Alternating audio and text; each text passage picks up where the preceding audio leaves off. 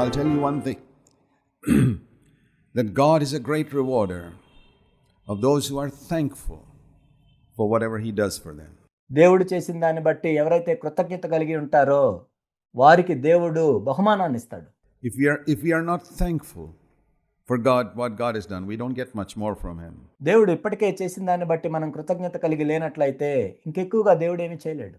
But if we are deeply thankful for the light He gives us, for His mercy towards us, దేవుడు మనకిచ్చిన వెలుగును బట్టి, దేవుడు మన ఏళ్ల చూపిన కనికరాన్ని బట్టి మనం ఎంతో లోతుగా కృతజ్ఞత కలిగి ఉన్నట్లయితే, for the earthly blessings He gives us, and for health, for everything, భూ సంబంధమైన ఆశీర్వాదాలను బట్టి, ఆరోగ్యాన్ని బట్టి, ప్రతి దాన్ని బట్టి God rewards such people with something more. ఎవరైతే కృతజ్ఞత కలిగి ఉంటారో వారికి దేవుడు ఇంకా ఎక్కువగా బహుమానాన్ని ఇస్తాడు. You remember the one leper?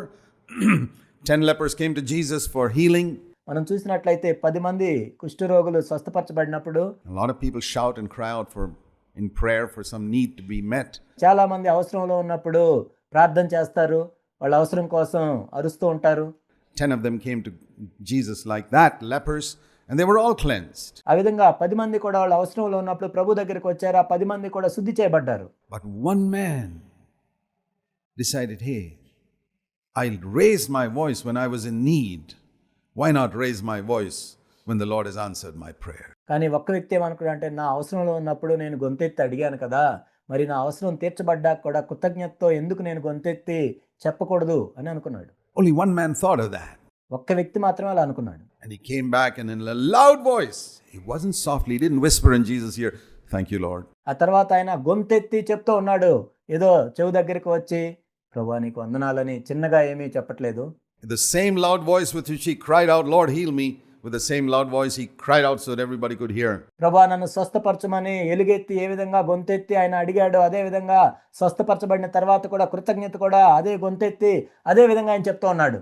Thank you Lord for healing me. ప్రభువా నన్ను స్వస్థపరిచినందుకు వందనాలు. And the Lord said, weren't there 10 who were healed? Where are the other 9? ఏంటి 10 మంది కదా స్వస్థపరచబడింది, మిగిలిన 9 మంది ఎక్కడా? And that fellow said, your faith has saved you.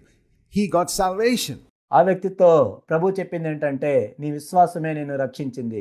ఆ వ్యక్తి రక్షించబడ్డాడు. అప్పుడు in addition to healing, what did the others get? Healing. స్వస్థతతో పాటు రక్షణ కూడా ఆయనకు లభించింది. మిగిలిన వాళ్ళకి ఏం లభించింది? కేవలం స్వస్థత మాత్రమే. 10 people got healed, 9 of them went to hell after they got healed. 10 మంది స్వస్థపరచబడ్డారు. ఆ స్వస్థపరచబడిన తర్వాత కూడా 9 మంది నరకానికి వెళ్ళారు. One of them went to heaven. కానీ ఒక్కరు మాత్రమే పరలోకానికి వెళ్ళారు. You know why? Because he was thankful. Do you know what you're missing? ఎందుకో తెలుసా? అతడు ధన్యవాదాలు తెలియజేస్తున్నాడు. మీరేం కోల్పోతున్నారు తెలుసా? Even if you're a selfish person, I'd say learn to thank God. If you want to get something. నీవెంతో స్వార్థపరుడైన వ్యక్తివైనా నేను చెప్పేది ఏంటంటే, దేవునికి కృతజ్ఞతలు చెల్లించు. నీవేమైనా దేవుని దగ్గర నుంచి పొందాలంటే. I mean, even if you're doing business with God, the best thing is to do is to thank Him. You'll get something more. దేవునితో నువ్వు ఒకవేళ వ్యాపారం చేయాలనుకున్నా కానీ శ్రేష్టమైనది ఏంటంటే, నువ్వు దేవుని దగ్గర నుంచి ఎక్కువ పొందాలంటే దేవునికి ఎక్కువగా కృతజ్ఞతలు చెల్లించాలి. I mean, that's not the best reason. కానీ అది శ్రేష్టమైన కారణం కాదు. It should be gratitude that makes us thankful. But that's the reason why people don't learn something new. They're not grateful for what they've already given God. కాబట్టి కృతజ్ఞత హృదయంతో మనం ధన్యవాదాలు తెలియజేయాలి. అనేక మంది అటువంటి హృదయం కలిగి ఉండరు కాబట్టి దేవుని దగ్గర నుంచి కొత్తగా ఏమి నేర్చుకోరు. There are people who are not grateful for the church. చాలా మంది సంఘాన్ని బట్టి కృతజ్ఞతలు కలిగి ఉండరు. Where they learned so much of God. దేవుని దగ్గర నుంచి సంఘం ద్వారా వాళ్ళు ఎంతో నేర్చుకున్నారు. They are not grateful for the things that they have heard, which transformed their life. వాళ్ళు ఏదైతే విన్నారో ఆ విన్నదాన్ని బట్టి వాళ్ళ జీవితాలు కూడా మార్చబడ్డాయి. కానీ దాన్ని బట్టి కృతజ్ఞత కలిగి ఉండరు. And protect their families. Who's the loser? Not God, not me, you. వారి కుటుంబాలు దాని ద్వారా భద్రపరచబడ్డాయి. కానీ వాళ్ళు కృతజ్ఞతలు చెల్లించరు. దాని ద్వారా ఎవరు నష్టపోతారు? దేవుడు కాదు, నేను కాదు, మీరే. So, let's first of all meditate on how merciful God has been to us, day by day by day by day. కాబట్టి మొట్టమొదట దేవుడు మన ఎళ్ళ ఎంత కనికరం కలిగి ఉన్నాడో మనము ధ్యానిద్దాము. అనుదినము ప్రతిరోజు దేవుడు ఎంత కనికరం కలిగి ఉన్నాడు మన పట్ల. To teach us to be merciful to other people. The Bible says His mercies, Lamentations 3, I think it's verse 23, His mercies are new every morning. ఆ విధంగా దేవుని యొక్క కనికరాన్ని మనం తెలుసుకొని ఇతరుల కూడా కనికరం చూపించడానికి విలాప వాక్యములు 3వ అధ్యాయం 23వ వచనములో ఆయన వాత్సల్యత అనుదినము నూతనముగా మనకి ఇవ్వబడుతుంది. That means something new. It's like in school, we learn something new every day. పాఠశాలలో ప్రతిరోజు ఒక క్రొత్తది నేర్చుకున్నట్లుగా His mercy, something new about His mercy every morning. How does that happen? ఆయన కనికరం వాత్సల్యత అనుదినము ప్రతిరోజు కూడా క్రొత్తగా మనకి లభిస్తుంది. ఎలా? Because I get light on some other area in my life where I need God's mercy and forgiveness. ఎందుకంటే నా జీవితంలో కొన్ని విషయాల్లో క్రొత్తగా నేను చూస్తున్నాను కాబట్టి, ఆ విషయంలో దేవుని యొక్క కనికరం నాకు కావాలి కాబట్టి, తద్వారా నాకు క్షమాపణ కావాలి కాబట్టి. There was only one man who walked this earth, only one man who never needed mercy. That was Jesus Christ. ఈ భూమి మీద నడిచిన వ్యక్తుల్లో కేవలం ఒకే ఒక వ్యక్తికి దేవుని యొక్క క్షమాపణ అవసరం లేదు. ఆయన యేసుక్రీస్తు ప్రభువారు. Because he was pure from day one. He never sinned. There was no sin in him in any area. ఎందుకంటే ఆయన మొదటి రోజు నుండే ఎంతో పవిత్రంగా ఉన్నాడు. ఆయన జీవితంలో ఎటువంటి పాపం లేదు.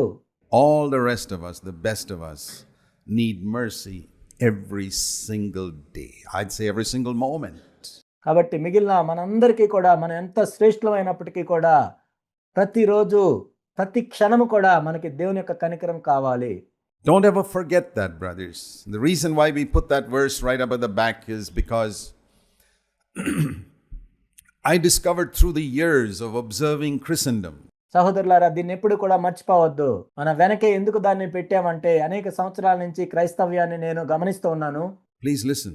దయచేసి వినండి. That the hardest, most self-righteous of all the believers on the face of the earth I had met, ఈ భూమి మీద నేను కలిసిన విశ్వాసుల్లో కల్లా కఠినంగా స్వనీతి పరులుగా ఉన్న క్రైస్తవులు ఎవరంటే, were those who pursued holiness. ఎవరైతే పరిశుద్ధతని వెంబడించడానికి ప్రయత్నం చేస్తున్నారో వాళ్ళే. Not the worldly Christians. లోకానుసారులైన క్రైస్తవులు కాదు.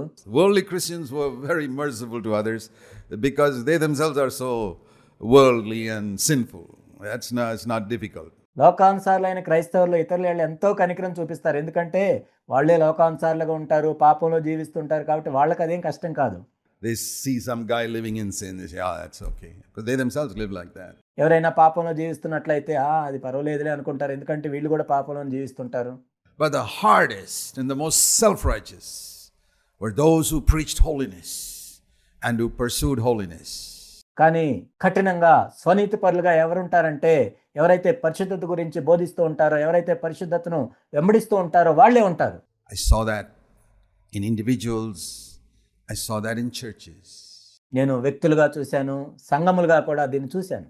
And I thought, hey, we preach holiness. We pursue holiness. We need a constant warning at the back of the pulpit. అప్పుడు నేనేం ఆలోచించానంటే, మనం కూడా పరిశుద్ధత గురించి బోధిస్తూ ఉన్నాం, మనం కూడా పరిశుద్ధతను వెంబడిస్తూ ఉన్నాం కాబట్టి ఎల్లప్పుడూ కూడా మనం జ్ఞాపకం ఉంచుకోవాలి. కాబట్టి మన పుల్పిట్ మీద వెనక కనికరము కలిగి ఉండుడి అని పెట్టాలి అని అనుకున్నాను. Be merciful to others as God has been merciful to us. దేవుడు మన ఎడల కనికరం చూపినట్లుగా ఇతరుల ఎడల కనికరం చూపుము.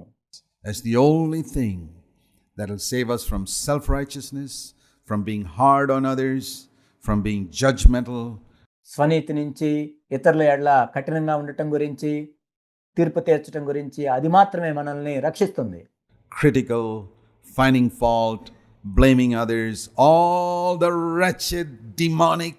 వేరే వాళ్ళ ఎడల నేరారోపణ చేయటము, వాళ్ళ మీద ఫిర్యాదులు చేయటము, ఇవన్నీ దౌర్భాగ్యమైన సాతానుకు సంబంధించినవన్నీ కూడా nature that we got from Adam, our forefather. We can begin to be free from all of that if we start with mercy. మన పూర్వీకుడైన ఆదాము నుంచి మనం సంతరించుకున్న ఆ స్వభావం అంతటి నుంచి మనం విడుదల పొందటానికి ప్రారంభించవచ్చు ఎప్పుడైతే దేవుని యొక్క కనికరాన్ని మనం చూస్తామో. Towards all people, be merciful to your wife to begin with. ఇతరుల ఎడల మనం కనికరం కలిగి ఉండాలి. మొట్టమొదటిగా నీ భార్య పట్ల నువ్వు కనికరం చూపిస్తూ ప్రారంభించాలి. When she does wrong things at home, ఇంట్లో తను ఏదైనా పొరపాట్లు చేసినప్పుడు కనికరం చూపించాలి. be merciful to your husband. నీ భర్త పట్ల నీవు కనికరం చూపించాలి. when he does wrong things at home. నీ భర్త ఇంట్లో ఏమైనా పొరపాట్లు చేసినప్పుడు నీ భర్త పట్ల నీవు కనికరం చూపించాలి. Unless God has not shown any mercy to you. ఒకవేళ దేవుడే నీ పట్ల కనికరం చూపించకపోతే తప్ప. Be merciful to your children when they do stupid things. They are growing up. మీ పిల్లలు ఏదైనా బుద్ధిహీనమైన పనులు చేసినప్పుడు వాళ్ళ ఏళ్ళ కనికరం చూపించండి, వాళ్ళు ఎదుగుతున్నారు కదా. Be merciful to your parents. మీ తల్లిదండ్రుల పట్ల కనికరం కలిగి ఉండండి when they make mistakes. వాళ్ళు తప్పులు చేసినప్పుడు. I've been a parent many years and I tell you, we parents make a lot of mistakes. ఒక తండ్రిగా నేను చెప్తున్నాను, తల్లిదండ్రులుగా మనం కూడా అనేక తప్పులు చేస్తూ ఉంటాం. I've been a parent more than almost all of you here and I'll tell you we make a lot of mistakes. మీ అందరికంటే కూడా ఎక్కువ కాలం నుంచే ఒక తండ్రిగా నేను ఉన్నాను కాబట్టి మనం కూడా ఎన్నో తప్పులు చేస్తాం తల్లిదండ్రులుగా. I want my children to be merciful to me. I want my wife to be merciful to me. I made lots of mistakes as a husband. నా పిల్లలు నా ఏళ్ళ కనికరం కలిగి ఉండాలని నేను అనుకుంటున్నాను. నా భార్య కూడా నా ఏళ్ళ కనికరం చూపించాలని అనుకుంటున్నాను, ఎందుకంటే నేను ఎన్నో తప్పులు చేస్తాను. I want my brothers in the church to be merciful to me because I've made a lot of mistakes as an elder. సంఘంలో ఉన్న సహోదరులు కూడా నా ఏళ్ళ కనికరం చూపించాలని అనుకుంటున్నాను, ఎందుకంటే ఒక సంఘ పెద్దగా నేను ఎన్నో తప్పులు చేశాను. Sure. Show me a man. The only one who never makes mistakes is God. ఖచ్చితంగా నేను చేశాను. దేవుడు తప్ప ఎవరు కూడా తప్పు చేయకుండా ఏ మనిషి కూడా ఉండలేడు. So the only one who never needs to admit that he's made mistakes is God. నేను తప్పు చేశాను అని ఒప్పుకోవాల్సిన అవసరం లేని వ్యక్తి దేవుడు మాత్రమే. But I'll tell you another thing. Please listen carefully. నేను ఇంకో విషయం కూడా చెప్తాను, జాగ్రత్తగా వినండి. The people I have found on the face of the earth, including our churches. ఈ భూమి మీద నేను కనుగొన్న మనుషుల్ని చూసినట్లయితే మన సంఘాలతో కూడా కలిపి నేను చెప్తున్నాను, who are so unwilling to acknowledge that they made a mistake are the elder brothers in our churches. మేము తప్పు చేశాము అని ఒప్పుకోని వాళ్ళు ఎవరంటే మన సంఘాల్లో ఉన్న సంఘ పెద్దలే. Very difficult for them to immediately say, that was my mistake. వెంటనే ఇది మేము తప్పు చేశాము అని చెప్పడం వాళ్ళకి ఎంతో కష్టం. There is 101 justifications in elder brothers because they are supposed to be holy. ఎందుకంటే వాళ్ళు 101 కారణాలను వెతుక్కుంటారు వాళ్ళు సమర్థించుకోవటానికి, ఎందుకంటే మేము సంఘ పెద్దలు, మేము పరిశుద్ధులం అని వాళ్ళు అనుకుంటారు. Self-righteous snobs and Pharisees. స్వనీతి పరులు, పరిసయ్యులు. And the longer you have been in this church, it's probably more likely that you will find it very difficult to admit, brother, I'm sorry, that was my mistake. ఈ సంఘంలో నువ్వు ఇంకా ఎక్కువ కాలం నుంచి ఉంటూ ఉన్నట్లయితే, సహోదరుడు నేను తప్పు చేశాను ఒప్పుకోవటం ఇంకా ఎంతో కష్టం అది. Think of when was the last time those words ever came out of your mouth. I'm sorry, that was my mistake. మీరు ఒక్కసారి జ్ఞాపకం తెచ్చుకోండి, ఇది నేను తప్పు చేశాను అని నువ్వు చెప్పిన మాటలు ఎప్పుడు చెప్పావు చివరిసారిగా? To your wife, to a brother, to a sister. నీ భార్యకి కానీ, సహోదరుడికి కానీ, సహోదరికి కానీ. And then you will know what I'm saying is right. నేను చెప్పేది సరే అయిందని మీకు అప్పుడు అర్థమవుతుంది. How your pursuit of holiness has made you a Pharisee and not like Jesus Christ. నీవు పరిశుద్ధతను వెంబడిస్తున్నప్పుడు యేసుక్రీస్తు ప్రభువారి వలె కాకుండా పరిసయ్యుని వలె నిన్ను ఏ విధంగా మార్చిందో నీకు అర్థమవుతుంది.